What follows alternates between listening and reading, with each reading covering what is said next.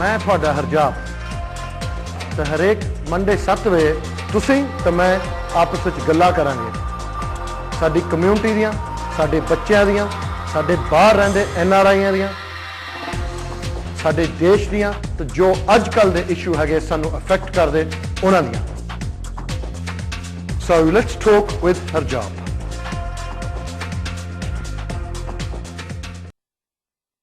Waheguru Ji Ka Khalsa, Waheguru Ji Ki Fateh. Welcome to the show. Jis tarah thanu pata hai, we are in interview with Harsangat Kaur and Amritpal Kaur, who are Americans who have become Singhania and very honoured and very proud to have you. And we've just been talking about your life and what brought you into Sikhi.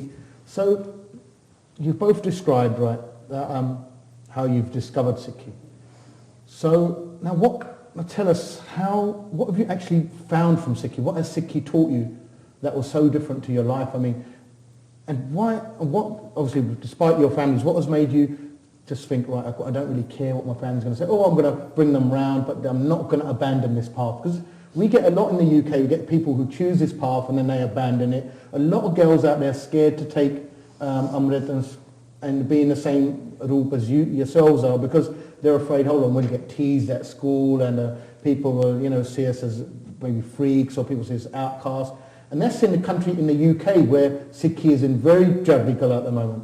And usually, or in America, right, at the height of post-terrorism and post-9/11, where, you must have gone through all sorts and it must have been a battle. So tell us why this path and what has made you stick to it? Well, for me, my soul is in love. And that changes everything. Completely changes everything. When you take Amrit, you've given your head. You've given away, you've said that you're going to serve in this way. Right. And there's not a lot of examples in our life of people who are ready to commit. And we don't have a lot of examples of people who are going to stick through through your situations to the end. And, for me in this Dharma, the Guru is unwavering. Unwavering. And I have no choice but be faithful to that. Are there times of insecurity? Yeah, there are. And then that's when you move closer into the Bani. That's when you move closer into the Sangha. And that's also a really powerful thing about Sikhi is that we have Sangha. And we have to be able to turn to the Sangha inside of the moments that we can't hold ourselves up. Or that's when the time when we say, Sister Ji, I need some support right now. Or you turn to the Singhs and you say, Singhs, I need you to show up for me right now. And it takes a huge amount of courage. But all of the Kaurs, all of the women out there have that depth because we're women, for one. So we just kind of come with it naturally. So then the thing becomes, can you trust yourself enough to be who you really are? That's the main question. We don't have a lot of time on this planet. We're at a time in this planet that it's very dark and it's moving really fast. Yeah. Really fast, really fast. And the time is now. So it's not this future conversation that one day, someday I can be who I really am and serve in the way that I really want to serve. The only moment that we have that we can make a difference in anything is right here and right now. That's amazing. Does that answer your question? That does. It does to it. And you brought a brilliant word into it, serve. There you go. Which we refer to as seva. Yeah. Now, it's a very important part of Sikhi. A lot of people like me who can't be bothered to get up and do anything, we go down to the Gurdwara, give them a £10 note and think that's our seva, when in reality we should be getting up and doing a lot more, like people like yourselves are doing. Now I want to talk about some seva which you lot have done, which yourselves have done and are doing at the moment. First of all, I've seen on your website, www.theheartwarriors.com, that there's a project in Costa Rica. Now, when you talk about building a Gurdwara Sahib in Costa Rica, I'm thinking, you lot must be crazy, right? There's no Singhs in Costa Rica. They're all here in Southall, or they're all here in Jackson Heights in New York. Are you really trying to tell me there are Sikhs in Costa Rica? There are, and they're in university. When we arrived there, and we did basically energetically, we did the Bole Sonihal. Yeah. Sat Sri Akal came in all of these different forms that we didn't even anticipate. And it's like, oh, wow, wow, wow, wow. You know, they just showed up. When you give somebody room to bring themselves to the table, they'll bring themselves to the table. So that's kind of what happened with Costa Rica. We did the call, Bole Sonehal, and the thing showed up, Sat Sri Akal. And that's basically what we're asking all around the country here. While we're here, you know, we're giving out this call, and we want to see who wants to come and be a part of bringing the first Gurdwara to Costa Rica. And inside of these seva projects, because, you know, we do this from the kindness of our heart. We're not making any money as we travel and teach. So when you want to do your seva and you want to give money, that serves in a huge way inside of creating these kind of projects, bringing the Guru Granth Sahib into places that they have no idea what it is until they feel that Shabad Guru arrive. And once the Guru arrives in a place, transformations. It just starts to happen. And so this project, we're wanting to invite people, if they want to come for a holiday to Costa Rica, which people look at Costa Rica for that, they have a place to bow. Wow. If, you know, children want to learn to come and surf and how to grow their own food and work in the garden, they have a place to bow. If people want to have a summer home, they have a place to bow.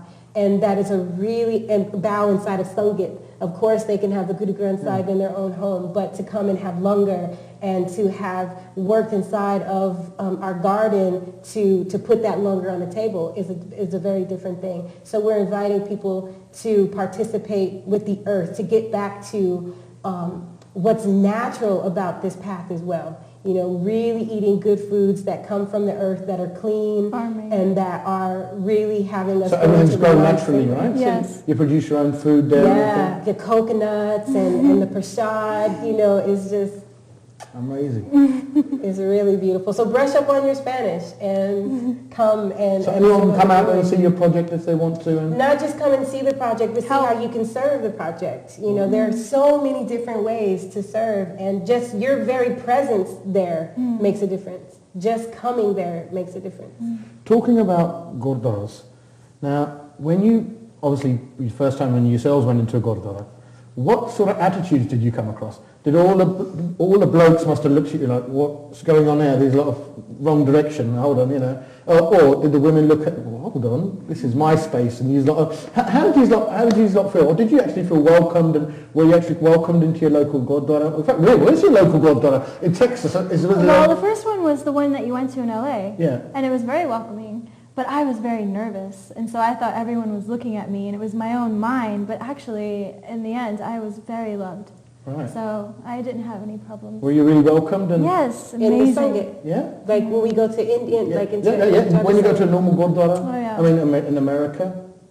Well, you know, it's really interesting. When I first went, like there's this big, huge Sikh parade that happens in California, in Yuba City. Massive Yuba City. And that's where all the farmers are, from Punjab. And it was really something to be around so many Punjabis, and it was my first time. So, of course, I'm like, oh my God, are they going to try to test me? Yeah. You know, they're going to come and ask me some questions. Yeah, they're trying to ask me questions. Brush up on my bunny. Yeah, exactly. Yeah. So so that was kind of coming up, and I'm thinking, are they going to accept me? Are they going to be judging me? Will I be offensive to them? Yeah. You know, all of these kind of fears came into play. So when I finally got there, I was being bought and sold, right? So every compliment that came, I'm eating it up. And then every, like scolding look that comes at me, I'm like being affected by that as well. And then I felt that inside of myself, and I had to kind of slap myself out of it and say, what are you doing? Yeah. Keep your attention on the Guru. Keep focus. Like you are in the presence of the Guru Sangha. And then I just fell in love with being in the presence of the Guru Sangha. So it's no longer these eyes at me, but this heart and this compassion coming out at them saying, this is the wingspan of our Guru. Yeah. This is the reach of our Guru now. You know, saying these teachings of Guru Nanak and Guru Amar Das and Teg Bahadur, this is the reach, and it is to all of humanity. And so being able to stand there in that kind of grace and in that kind of service of just saying, why, hey Guru, how can I serve thee? How can I serve thee? Versus this like emotional play that I'm doing, like trying to play on the emotion and get fed in some way of getting acknowledged and accept me. It's like, no, how can I serve thee? I'm here to serve you. And I had to make that turn real quick. And then I enjoyed the whole experience and was able to actually be with the Sangha instead of, worrying about who's saying what. Being caught up in that, which is what we do in Gurdwara anyway, and we were hearing a story today where they were saying that the Akali Yug and the Maya sits right in the front of the Gurdwara, trying to catch people's attention. Instead of you putting your attention on the Guru, we're worried about, oh, what does she have on? Oh, who is he with? Oh, she's cute. Oh, look at those shoes. We're looking at all of these different things instead of putting our heart and our attention on the Guru and saying, how can I serve the Guru? And it's the exact same thing when I'm walking around life wondering how they're looking at me and I'm looking at them and are they judging me? No, my attention is on the Guru. How can I serve you? And just keep going right back into that. How can I serve thee? How can I serve thee? How can I serve thee? And it just dissipates. It just falls away. When you walk around in America like this, so you walk the streets of LA or New York or San Francisco or Vegas, I've just been to Vegas and LA and Vancouver, and there must be people, especially in Texas, right? There must be people saying that haven't seen a Sikh before, didn't know what a Sikh before. People come with some of the weirdest things. Yeah, I mean, so give us some of the reactions of what people come up and say to you. I'm Taliban. Do they automatically assume you're a Taliban? They probably don't even know what a Taliban is, right? And yet they associate you with it. The ignorant ones. Yeah. This lady came to me and she called my job first, actually. And she said, why is her turban so tall? She's like, is she a terrorist? Has she got a grenade in there or something? She's like, is she a terrorist? Why is her? And my job was amazing, and they knew me very well. So they're saying, we think she's beautiful and we're so honored to have her here. And so then the lady comes in and she sits in front of me. And this is like a few weeks later. She said, I figured out why I don't like you. And just clear, just straight. I know why I don't like you. And I said, okay, do share. And she said, it's because you killed me in a past life. And I said, what? I said, really? I said, well, I'm sorry. I'm sorry that I did that. And I love you. And please forgive me. And if in this life we can make something different, I'm open for that. And it blew her away. Because, underneath, I'm like, what did she just say? Inside. But then I said, okay, Waheguru, there's an opportunity here, and this woman needs to express something. Wow. And so I just said, I'm sorry, and I love you, and forgive me. Now, in this moment, how can I serve you? And then, that's basically how I carry it, with the highest grace. Even inside of their ignorance, I send them so much love, so much love, so much love. most people don't have the courage to actually say something. You only get the one or two that actually says something. But mostly they just look or they give you the compliments, oh, you're so beautiful, you're so beautiful, you're so beautiful. And then we just say, it's Guru's Kippa, it's the blessings of the Guru. And then just move on. Do you find now that you get a lot more attention than what you did before? Yes, of course. Yeah? Yes, no doubt. And do you actually find that's a big change in your life? As in, perhaps, how do you handle that attention? I mean, now, when you walk down the street, the whole 99% of the street must look at you, as opposed to when you would have done before. But no one would have done before. Well, I don't know, but perhaps they would have done before. I mean, how do you handle that much attention? I mean, like Amritpal said, your answer to everything is love, right? You return it with love. But sometimes your mind just blow and you just think, right, God, you're so ignorant, or you don't know what you're on about. Don't you feel frustrated at times or not? At first it was very hard, very difficult. Yeah. But now it's like it gives me a chance to just do Simran even more. Anytime I feel any imbalance in my mind or feelings from other people, I just go straight to Waheguru, and that's all I need. Do you find all the answers in the Guru? I find all the answers in myself while I'm doing Simran. That's brilliant. And well, for me, it's like, yes, I'm Sikh, but I'm also Khalsa. Right. Which I get to have the projection and the aura of a Khalsa. Yeah. And that we're in a Raj Yoga. This is a royal path that we're on. So we get to walk the streets, really showing the royalty and the grace of the Sikh Dharma. And that's a powerful thing. And not everybody is on this path to have that level of projection. but we're also teachers. We're also people that understand that we're in the front lines. Like we are completely in the front lines right now. And it's a complete honor to get the looks and to have the conversations because, I mean, if I could just for a second say we're working on the psyche and the minds on many different levels of people, many different levels.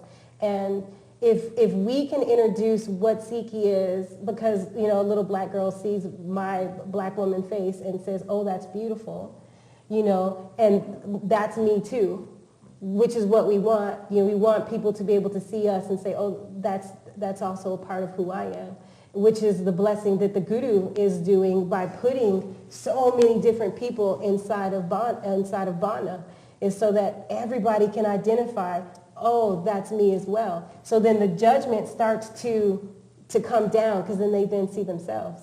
And that's the point. And maybe we're showing people they're dark. You know, this woman looked at me and saw somebody who killed her in another life, right? Which is, you know, for us, couldn't have seen a lottery winner. You know, there's a lot of things. There's a lot of things that people are going to look at us and see. But then it comes back to you. Well, who do you become in the face of all of this madness? Because, you know, it's like these Fortune 500 companies and the whole system is set up to keep us not being who we are. Yes. Dependent on them to form our identity, depending on them to tell us what we need and what we need to buy. And so the more that we can walk this world projecting our light and showing how compassionate we are and how in love with life we are, that frees other people up. Whether they realize it or not, it frees them up in some level of their consciousness. You know, and that's what Khalsa is reminding people of purity, like the chakra. I went to my daughter's school, and I had a chakra on. Yeah. And they said, why are you wearing that? You know, like kids are the best, to be honest with you. They're asking straight up questions. Just ask, you just walk, and the 4-year-old will tell you everything you need to know. So they said, what is that on your head? And I said, well, what do you think about when you see it?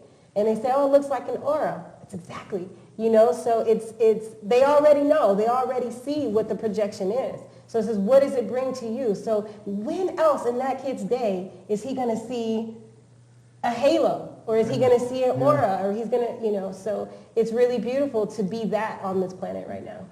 We're going to go for a break, and then we're going to come back with our auras, and we're going to talk a lot more about America and what you're here to do in the UK as well, and what you think of the UK, and a few problems and a few solutions. But all that we're going to do after the break.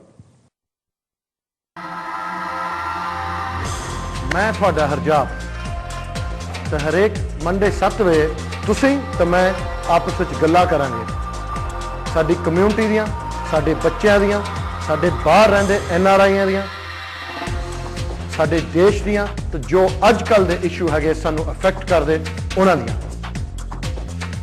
So let's talk with Harjap.